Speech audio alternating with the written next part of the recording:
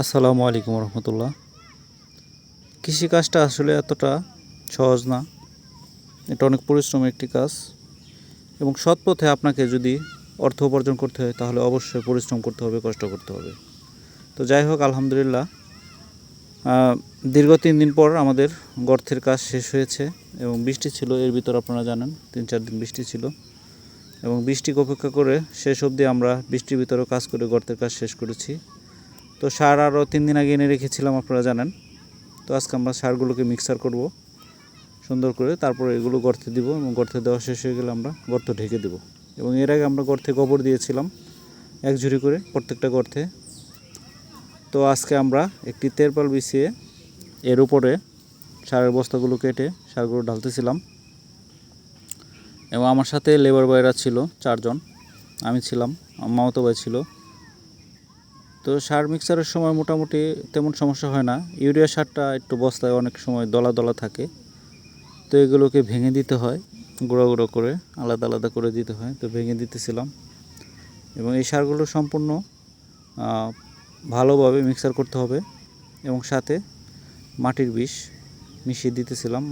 মাটির বিষটা আসলে খুবই উপকারী এবং প্রয়োজনীয় একটা জিনিস, এটা অবশ্যই দিতে হবে। শুধু কলা গাছের ক্ষেত্রে নয়, আপনি যে কোনো ধরনের চাষবাস করেন অবশ্যই আপনি মাটির বিষ ইউজ করবেন এবং মাটি শোধন করে নেবেন, সেটা খুবই জরুরি। এবং আজকে আমরা প্রায় একটি গর্তে 700 গ্রাম করে সার দেব ইনশাল্লাহ।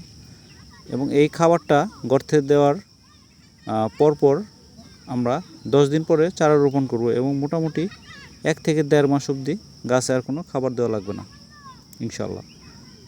এবং সারটা দেওয়ার জন্য আমি প্রথমে সারগুলোকে মেপে নিতেছিলাম যাতে একটা মাপ থাকে।